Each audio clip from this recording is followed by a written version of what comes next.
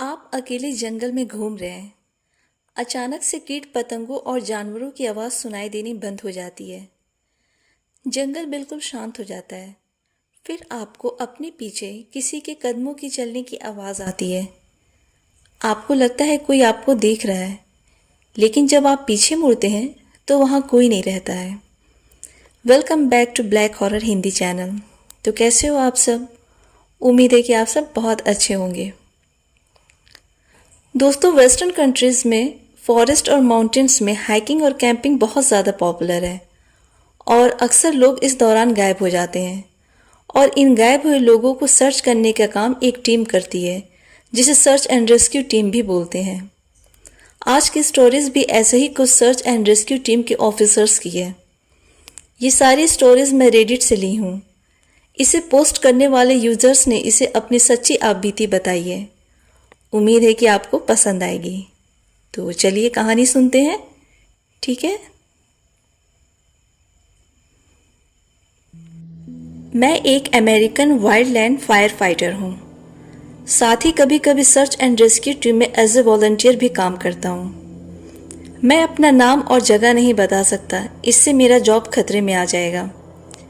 लेकिन एक स्टोरी बतानी है जो मेरे सीने पे एक बोझ है, जिसने मुझे अंदर तक हिला दिया था। घने जंगल के अंदर ऐसी बहुत सारी मिस्टीरियस घटना होती है जिसे समझ पाना हम इंसानों के बस की बात नहीं है। जब मैं वाइल्डलैंड में ज्वाइन किया तब हमारे एक मेंटोर हुआ करते थे जिनका नाम कॉम्स था। वो आर्मी में काम कर चुके थे और उन्हें कंट्री के बाहर भी जाकर कंट्री की सेवा करने का मौका भी मिल चुका था। सो बेसिकली कॉम्स एक बहुत ही स्ट्रिक्ट मेंटोर थे। बहुत सारे कैडेट्स उन्हें अपना मेंटोर बनाना चाहते थे। कॉम्स हैवी बॉडी के थे और उनकी बॉडी पे बहुत सारे टैटूज थे। बहुत सारे टैटूज में उनके साथियों के नाम थे जो उनके साथ आर्मी में थे। बहुत सारे ऐसे साथियों के नाम थे जो युद्ध के दौरान शहीद हो गए थे।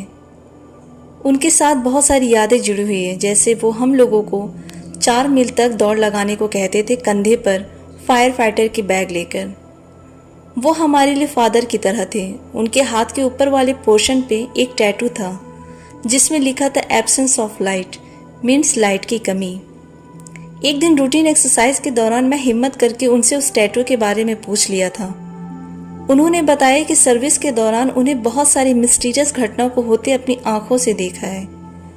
कई घटना ने तो उनको पूरी तरह से हिला दिया था, जिसे वो आज तक नहीं भूल पाए हैं। फिर वो आगे कुछ नहीं बोले और मुझे वापस भेज दिए। कुछ महीनों की मिलिट्री स्टाइल ट्रेनिंग के बाद मैं वाइल्ड लाइफ में रेडी हो गया था सर्विस देने के लिए। मैं बेस पे आता हूँ जहाँ कॉम्स मुझे देखते हैं और बोलते हैं कि हम जो भी देखते हैं उसे अपने तक ही रखना है, बाहर की दुनिया को कुछ नहीं बोलना है।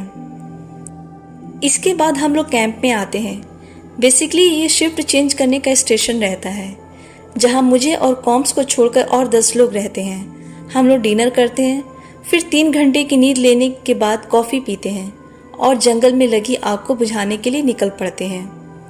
साथ ही इस बात का भी ध्यान रखते हैं कि कोई इंसान या जानवर को किसी तरह का नुकसान ना पहुंचे। यहीं से वो खौफनाक हादसा शुरू होता है। मैं आग के चारों तरफ पानी की मोटी लाइन बना रहा था, लेकिन इससे कोई फायदा नहीं हो रहा था। ये मेरा पहला एक्सपीरियंस था। जल्दी मैं समझ गया था कि जंगल की आग इतनी इजीली बुझने वाली नहीं है, लेकिन मैंने कोशिश करना नहीं छोड़ा। तभी मुझे आग के लपटों में से कोई इंसान निकलकर मुझे हाथ दिखाता है, रोता है और चिल्लाकर मुझसे मदद मांगता है। पहले मैं इसे अपना भ्रम समझता हूँ, लेकिन वो इंसान फिर आग से बाहर आकर मुझसे मदद मांगता है। मैं उस इंसान को बहुत अच्छे से देखता हूँ और उसकी आवाज़ भी बहुत अच्छे से सुनता हूँ, लेकिन रेस्क्यू टीम से कोई भी उसकी मदद नहीं करता है। फिर मैं अपने मेंटोर के पास जाकर उन्हें सारी बात बताता हूँ कि हमें उस इंसान को बचाना चाहिए। कॉम्स मेरे कंधे पे हाथ रखकर बोलते हैं कि वहाँ आग में कोई इंसान नहीं है। मैं काफ़ी कंफ्यूज हो गया था और मैं आग की तरफ देखता हूँ तो वो इंसान अब शांत होकर आग के बीच में खड़ा था और मुझे देख रहा था। उसे अब कोई पेन नहीं हो रहा था, ना वो चिल्ला रहा था। ये देख करके मैं बहुत ज़्यादा डर गया था।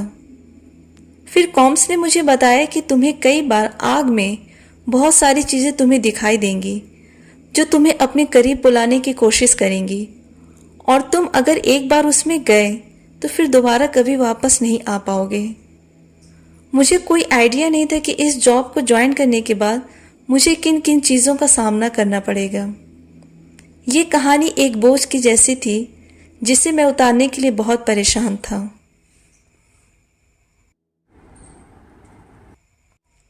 मैं काफ़ी सालों से सर्च एंड रेस्क्यू टीम में एज ए ऑफिसर काम कर रहा हूँ, लेकिन ये बात जो मैं आपको बताने वाला हूँ ये मेरे जॉब के फर्स्ट ईयर में हुआ था।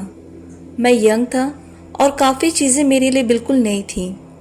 मैं स्टेट पार्क में काम कर रहा था, वहाँ पे कैंप साइट्स भी था। मेरी ड्यूटी मेनली रात को रहती थी। मुझे कोई प्रॉब्लम नहीं होती थी, बट कभी कभी मुझे डर लगता था। एक बार रात में मैं हमेशा की तरह कैंप साइट्स की तरफ राउंड कर रहा था, चेक करने के लिए कि सब ठीक है कि नहीं। मुझे 30 मिनट हो गया था सब चेक करते हुए। मैं पार्क के काफ़ी अंदर आ गया था। सडनली मेरे पीछे से कोई आवाज़ आती है। मैं पीछे देखता हूँ तो ज़्यादा अंधेरा होने की वजह से मुझे कुछ ठीक से दिखता नहीं है, लेकिन वहाँ एक बड़े से पेड़ के बगल में मुझे शाइन करती हुई 2 आंखें दिखती है जो मुझे देख रही थी। मैं ज़्यादा ध्यान नहीं देता, ये सोच कर कि कोई जानवर होगा। वो आंखें फिर मेरे आगे वाले पेड़ पे नज़र आने लगी। मैं उसे देखने लगा, फिर वो दूसरे पेड़ पे दिखी, लेकिन जिस स्पीड से वो आंखें इधर उधर मूव कर रही थी मेरी हालत ख़राब होने लगी थी। बिना पलक झपकाए मैं अपनी फ्लैश लाइट निकाला और उस जगह पे दिखाया तो वहाँ कुछ भी नहीं था। जो था वो गायब हो गया था। ना वहाँ कोई पत्ते हिल रहे थे ना कुछ और। अगर कुछ वहाँ होता तो वहाँ से वो भागता ज़रूर, तो पेड़ पत्ते तो ज़रूर हिलते, लेकिन ऐसा कुछ नहीं था। मुझे डर लगने लगता है। मैं फिर चिल्लाकर बोलता हूँ कि वहाँ पर कोई है क्या। मुझे कोई रिस्पॉन्स नहीं मिलता है। मैं मन में कहने लगा कि मैं सर्च एंड रेस्क्यू टीम का ऑफिसर हूँ, मुझे डरना नहीं चाहिए बल्कि ब्रेवरी से रहना चाहिए। तभी मेरे बगल के साइड से घने जंगल से आवाज़ आती है। मैं उस तरफ फ्लैश लाइट ऑन करता हूँ तो देखता हूँ कि हवा में उड़ता हुआ लॉग यानी कि पेड़ का भारी टुकड़ा उड़ते हुए मेरी तरफ आता है। मैं बचने की कोशिश करता हूँ, लेकिन उससे मेरे हाथ पे बहुत बुरी तरह से चोट लग जाता है। मैं गिर भी जाता हूँ डिसबैलेंस होकर। वो लॉग बहुत हैवी था और उसकी लंबाई 5 फीट थी। मैं किसी तरह उठकर तुरंत अपने सर्च एंड रेस्क्यू टीम के पास जाता हूँ। मुझे फर्स्ट एड दिया जाता है और वहाँ बाकी मेरे सहकर्मी तुरंत आते हैं। उस एरिया को इंस्पेक्शन किया जाता है, लेकिन कोई भी चीज़ डाउटफुल नहीं दिखती है। मैं आज तक समझ नहीं पाया कि उस रात को कौन था मेरे पीछे। किसके पास इतनी ताकत थी कि उस 5 फीट लंबे हैवी लॉग को हवा में उठाकर मेरी तरफ फेंक दिया था।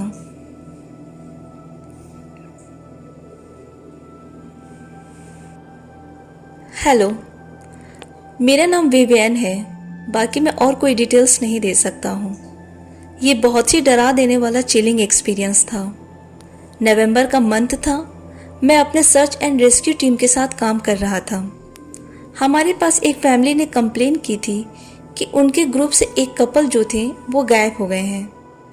उनकी फैमिली ने बताया कि वो कपल वॉक करने जा रहे थे, ये बोलकर गए थे, लेकिन 4 घंटे से ऊपर हो गए हैं, अभी तक वो आए नहीं हैं। हमारी टीम उस कपल को सर्च करना शुरू कर देती है। मैं भी सर्च करता हूँ, तभी मुझे किसी के चीखने की आवाज़ आती है। ये आवाज़ किसी लेडी की थी। वो हेल्प अस चिल्ला रही थी। इस आवाज़ में एक डर का एहसास था। मैं उसको खोजने की कोशिश करता हूँ। समझ में नहीं आता कि वो आवाज़ कहाँ से आ रही थी। फिर मैं उस आवाज़ को ध्यान से सुनता हूँ तो बहुत डर जाता हूँ। ये आवाज़ ऊपर से आ रही थी। ये आवाज़ कोई माउंटेन से नहीं आ रही थी, बल्कि आसमान से या पेड़ के ऊपर से आ रही थी। मैं श्योर नहीं था। ये आवाज़ फिर आती है। ऐसा लगता है कि ये आवाज़ पेड़ के ऊपर वाले हिस्से से आ रही है। मैं ऊपर बहुत देखता हूँ, लेकिन मुझे कुछ नज़र नहीं आता है। मैं आधे घंटे तक उस एरिया में खोजता हूँ, लेकिन मुझे कुछ दिखता नहीं है, न वो आवाज़ फिर सुनाई देती है।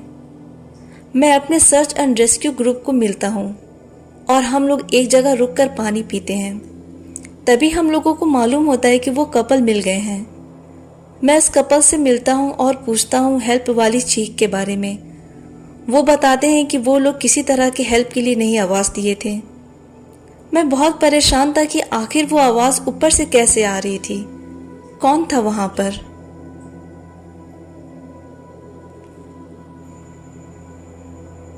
मेरा नाम ग्रेगोर है। मैं जब 9 साल का था तब यह खौफनाक हादसा मेरे साथ हुआ था। मैं डैड के साथ वेस्ट वर्जीनिया के एक छोटे से टाउन में रहता था। वहाँ घर के पास एक छोटा सा पॉन्ड था, फिर उसके बाद फॉरेस्ट। डैड पॉन्ड में अक्सर बिजी रहा करते थे। हमारे पड़ोस में बस 1-2 फैमिली रहती थी। एक फैमिली में मेरे एज का एक लड़का था जिसका नाम डर्डन था, और दूसरी फैमिली में ट्विंस थे, मैथ्यू और माइकल। हम चारों एक ही स्कूल में थे, इसलिए एक साथ स्कूल जाया करते थे और स्कूल के बाद गार्डन में खेला करते थे।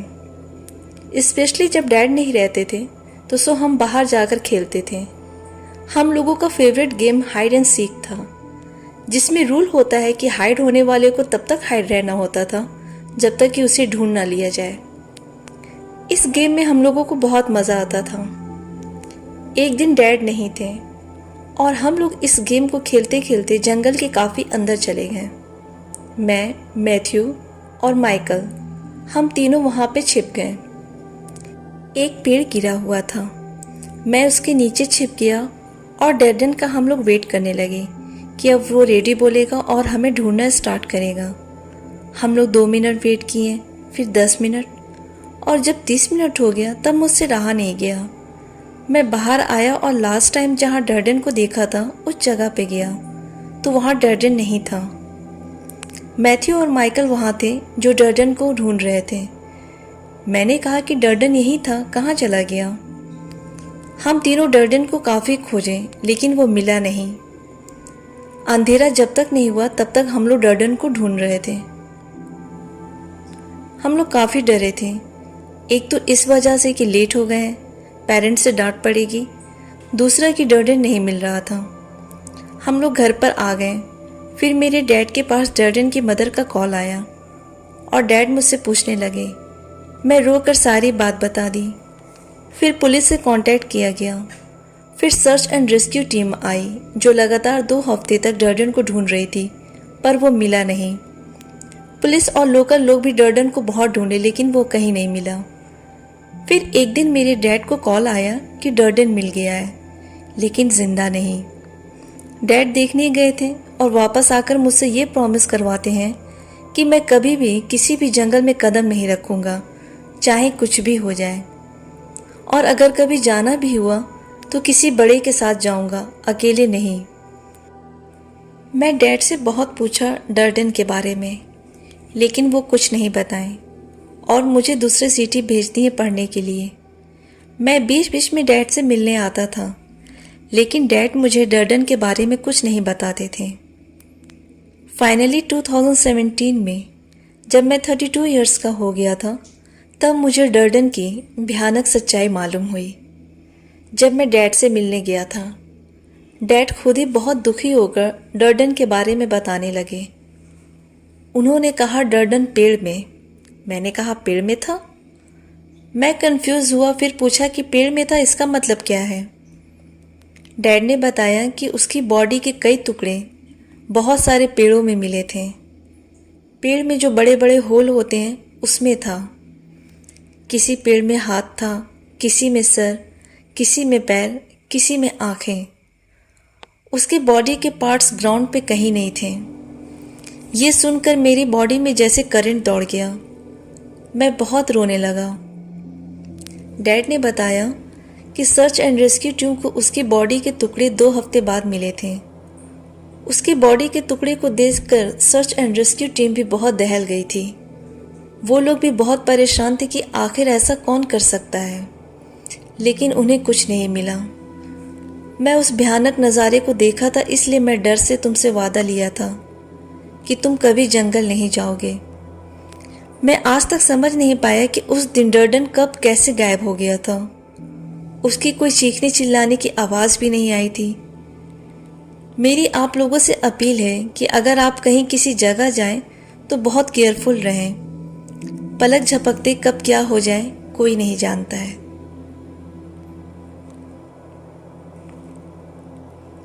मेरे फादर बार एंड ग्रिल का रेस्टोरेंट चलाते थे यूएस के एक छोटे से टाउन में। ये टाउन बहुत बड़ा नहीं है, बट यहाँ पे जो टूरिज़्म है उसका रेवेन्यू बहुत अच्छे से आता है, क्योंकि हम स्टेट पार्क से ज़्यादा दूर नहीं हैं। स्टेट पार्क नज़दीक होने की वजह से बहुत सारे सर्च एंड रेस्क्यू टीम के ऑफिसर और पुलिस हमारे रेस्टोरेंट में आते थे और काफ़ी इंटरेस्टिंग स्टोरीज बताते थे। मेरी सिस्टर की शादी इन्हीं में से एक सर्च एंड रेस्क्यू टीम के ऑफिसर से हो गई थी। उनका नाम आर्थर है। जब सर्च एंड रेस्क्यू टीम के ऑफिसर्स के साथ कोई भयानक घटना होती थी तो वो यहाँ आकर ड्रिंक ज़रूर करते थे और घटना को भी शेयर करते थे। एक रात मेरी सिस्टर के हस्बैंड आर्थर आए। वो काफ़ी घबराए हुए दिख रहे थे। वो मुझसे विस्की मांगते हैं, मैं ग्लास में उन्हें देता हूँ। फिर वो पूरी बॉटल मांगते हैं, वो भी मैं दे देता हूँ। मैं उनसे पूछता हूँ कि आप ठीक तो हैं? वो कुछ बोलते नहीं हैं, बस ड्रिंक करते हैं। फिर उनके साथ काम करने वाले 2 ऑफिसर्स आते हैं। मैं उनसे पूछता हूँ कि क्या हुआ, ये आर्थर ऐसे घबराए हुए क्यों हैं? उनमें से एक बताते हैं कि कुछ घंटे पहले पार्क में एक फैमिली आई थी कैंपिंग के लिए और उनका 4 साल का बेटा गायब हो गया था। लेकिन के बाद वो ऑफिसर ने कुछ नहीं बोला और उठकर चले गए दूसरे ग्रुप को ज्वाइन करने। मैं भी आगे कुछ पूछना ठीक नहीं समझा, लेकिन मुझे दुख हो रहा था कि 4 साल का बच्चा गायब हो गया था। इधर आर्थर भी काफ़ी ड्रिंक करने के बाद शांति से वहाँ गार्डन में लगे पेड़ को देख रहा था। मैं उससे पूछता हूँ कि तुम अब नहीं ड्रिंक करोगे? जब भी मन हो मुझे बता देना, मैं तुम्हें घर ड्रॉप कर दूंगा। उसने हाँ में सिर हिलाया।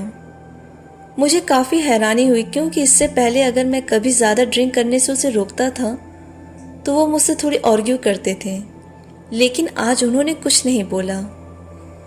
मैं थोड़ा गुस्से में आर्थर को पकड़कर पूछता हूँ कि तुम्हें आखिर क्या हुआ है? वो कुछ बड़बड़ाने लगते हैं। मैं फिर सारा काम अपने को-वर्कर को सौंप देता हूँ और आर्थर को लेकर कार में चला जाता हूँ, क्योंकि जिस सिचुएशन में आर्थर मुझे दिख रहा था शायद उसके साथ कुछ भी हादसा हो सकता था। इसलिए मैं उसे खुद घर ड्रॉप करने का डिसाइड करता हूँ। कार में फिर उससे पूछता हूँ कि आर्थर, तुमने ऐसा क्या देख लिया है? आर्थर फिर बड़बड़ाने लगा और फिर बताना शुरू किया कि आज शाम करीब 7 बजे हम 4 लोग वहाँ अपने कैबिन में बातें कर रहे थे। तभी एक कपल हमारे पास रोते हुए आते हैं। हम उन्हें शांत कराते हैं। फिर वो बताते हैं कि उनका 4 साल का बेटा गायब हो गया है, वो कहीं दिख नहीं रहा है। हम इमीडिएट अपनी टीम के साथ उस कपल के बताए हुए लोकेशन पे जाते हैं और चारों तरफ फैल जाते हैं खोजने के लिए। 2 घंटे तक लगातार हम उस बच्चे को खोजते हैं, लेकिन वो मिलता नहीं है। अंधेरा भी काफ़ी था। हम फ्लैश लाइट ऑन करके हर जगह देख रहे थे। मैंने आर्थर से फिर पूछा, तो क्या वो बच्चा मिला? आर्थर कार की रूफ की तरफ देखकर बोला, वो बच्चा ऊपर था। मैंने कहा, क्या कार की रूफ पे था? आर्थर ने कहा, नहीं, 50 फीट ऊपर पेड़ पे था। ये सुनकर मुझे बहुत हैरानी हुई। आर्थर ने आगे बताया कि मैं एक पेड़ के नीचे खड़ा होकर सोचने लगा कि बच्चा कहाँ जा सकता है। तभी मेरी बॉडी पे कुछ गिरता है। मैं टच करता हूँ तो मुझे महसूस होता है कि कोई गीली सी चीज़ है। मैं फ्लैश लाइट ऑन करता हूँ तो देखता हूँ कि वो ब्लड है। वो पेड़ के ऊपर से मेरी बॉडी पर ड्रॉप कर रहा था। मैं डर से चिल्लाने लगता हूँ। तभी वहाँ और भी सर्च एंड रेस्क्यू टीम के ऑफिसर्स आ जाते हैं। मैं उन्हें अपने ऊपर पॉइंट करता हूँ। वो सब एक साथ ऊपर फ्लैश लाइट दिखाते हैं तो देखते हैं कि कोई बॉडी है जिसमें से ब्लड गिर रहा है। वो लोग बहुत मुश्किल से उस पेड़ के ऊपर वाले हिस्से तक पहुंचते हैं तो देखते हैं कि वहाँ पेड़ पे कोई छोटे बच्चे की बॉडी का हिस्सा है। उसे नीचे उतारते हैं तो हम लोग देखते हैं कि ये किसी बच्चे की बॉडी है जिसे कमर के हिस्से से अलग कर दिया था। कपल ने हमें बताया था कि वो बच्चा ब्लैक पैंट और वाइट टी शर्ट पहना था और ये जो बॉडी का आधा हिस्सा हमें मिला था उसने भी ब्लैक कलर की पैंट पहन रखी थी।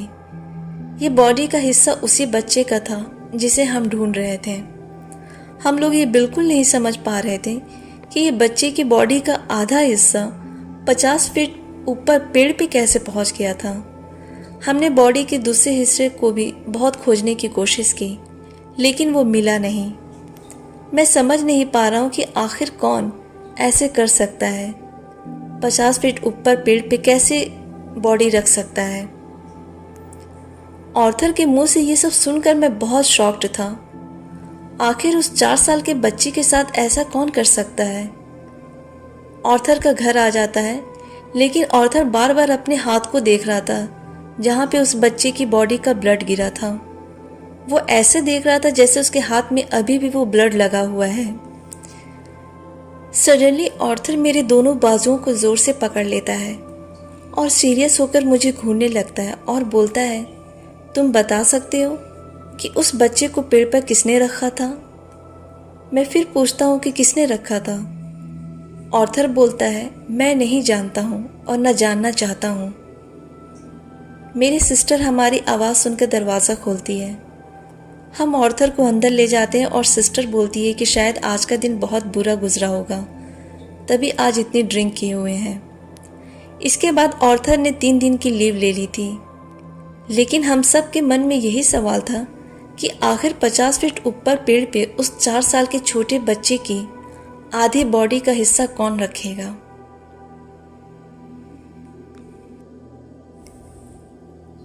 मेरा नाम कैल एज है, आप मुझे कैल भी बुला सकते हैं। मैं न्यू जर्सी के अटलांटिक सिटी में बतौर पुलिस ऑफिसर 18 साल तक सर्विस की है। रिटायर होने के बाद मुझे मेरे एक्सपीरियंस के बेसिस पे एडिरॉनडेक के पार्क में as a park ranger officer की जॉब मिल गई थी। मैं बहुत खुश था क्योंकि मुझे नेचर बहुत पसंद था, जिसे मैं अटलांटिक सिटी के कैसीनो सेंट्रल में पुलिस ऑफिसर की सर्विस करते हुए मिस कर रहा था। ये स्टेट पार्क 6.1 मिलियन एकर्स में फैला हुआ था। यहाँ बहुत घना जंगल था, साथ में लेक्स और माउंटेन्स भी थे। मुझे नेचर बहुत पसंद है, लेकिन नेचर अपने साथ खौफनाक सीक्रेट्स भी बहुत रखते हैं। रिटायरमेंट के 1 साल के बाद 1995 में मैं एडिरॉनडेक पार्क अपने डेजिग्नेटेड पार्क रेंजर के कैबिन में आ गया था। मैं यहाँ जिसे रिप्लेस करके ज्वाइन करने वाला था, उनका नाम जो था। वो यहाँ पे 30 साल तक काम किए थे। उनकी एज थी, बाल भी सफ़ेद थे, लेकिन वो लाइफ से फुल भरे थे। जो मुझे सारा काम समझा दिए थे कि मुझे क्या क्या करना है। एक दिन मैं जो के साथ बैठकर बातें कर रहा था, हंसी मजाक भी। वो अपनी सारी स्टोरीज शेयर करते हैं। जो सिगार पीते हैं, फिर सडनली एकदम शांत हो जाते हैं, मेरी तरफ देखते हैं और बोलते हैं कि कैल, क्या तुम्हें भगवान पे यकीन है। मेरी फैमिली इटालियन और आयरिश है। मैं कैथोलिक क्रिश्चियन हूँ। मैं तुरंत हाँ में जवाब दिया। वो मुझे देखे और बोले कि भगवान के बारे में तो मुझे जानकारी नहीं है, लेकिन हाँ, शैतान ज़रूर होते हैं। मैंने इन जंगलों में देखा है उसे, वो यहीं रहता है। मैंने सोचा कि जो कुछ ज़्यादा ही ओवर ड्रामेटिक हो रहे हैं और मैं बहुत हंसने लगता हूँ। फिर जो मुझे अजीब नज़रों से देखने लगे और मेरी हंसी गायब हो गई थी। वो सिगार फेंके, कैबिन में गए और अपनी हैट लेकर बाहर आए। थोड़ा रुके और बोले कि ये जगह मुझे बहुत पसंद है, लेकिन इस जगह में और भी डार्क चीज़ें रहती हैं। जल्द तुम्हारा भी सामना उस शैतान से होगा। वो हंसकर चले गए। 1 मंथ हो गया था, मैं अपने कामों में बिजी हो गया था। मैं पेट्रोलिंग करने लगा, बायोमास सर्विस करने लगा। मैं जो की बात को सीरियसली नहीं लिया, ये सोचकर कि जो सिर्फ मुझे डराने के लिए ऐसी फेक बातें कर रहे थे। मेरा सामना बहुत सारे इल्लीगल शिकारियों से हुआ, बदमाशों से हुआ, लेकिन कभी नहीं डरा जितना कि इस हादसे ने डराया था, जिसकी वजह से मैं इस पार्क रेंजर की जॉब को छोड़ दिया था। अगस्त की एक रात को करीब 10 बजे हमारे सर्च एंड रेस्क्यू स्टेशन में कॉल आता है कि एक पेरेंट्स है और उनकी 5 साल की बच्ची गायब हो गई है। मैं इमीडिएट रेडी हो जाता हूँ खोजने के लिए। अपने बॉस और रोर्क से मिलता हूँ, जो मुझे नदी के पास एरिया को भी सर्च करने का असाइनमेंट देते हैं। पेरेंट्स ने उस बच्ची को जहाँ लास्ट देखा था उस जगह पे भालुओं को बहुत अटैक होता है, इसलिए हम उस एरिया में जाते हैं। मैं अपनी टीम से अलग होकर सर्च करता हूँ। तभी एक जगह मुझे कुछ पिंक सा नजर आता है। मैं चिल्लाने वाला होता हूँ कि मुझे कुछ मिला। मैं फ्लैशलाइट को थोड़ा और उस जगह दिखाता हूँ तो मुझे उस बच्ची की बॉडी वहां मिली, लेकिन टुकड़ों में बिखरी हुई थी ग्राउंड पर। उस बच्ची का हाथ उखड़ा हुआ था जिसमें पिंक टी शर्ट के टुकड़े थे।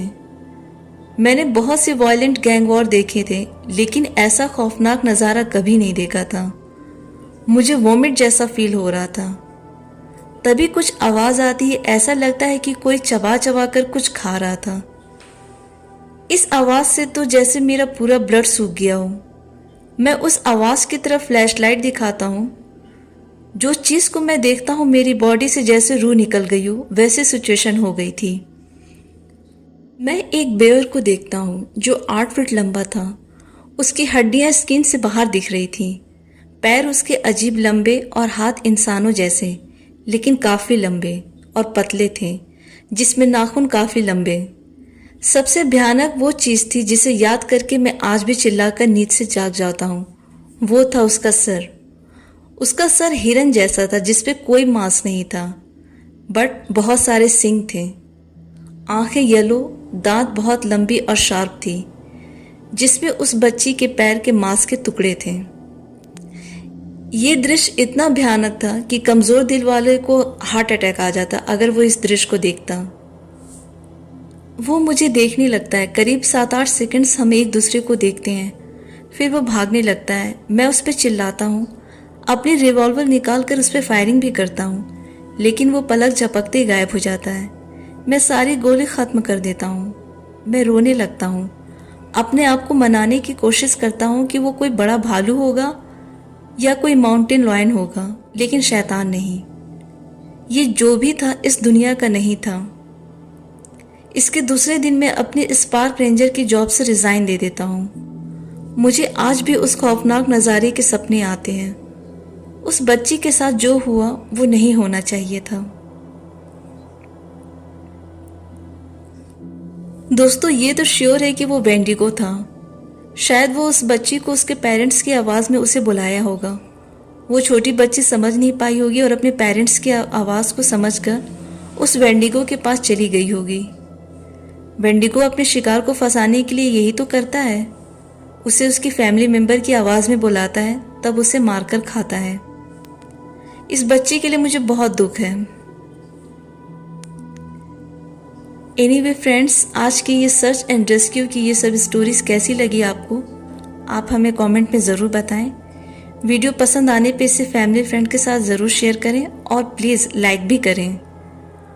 और जिन लोगों ने इस चैनल को सब्सक्राइब नहीं किया उनसे रिक्वेस्ट है कि आप प्लीज़ इस चैनल को ज़रूर सब्सक्राइब करें।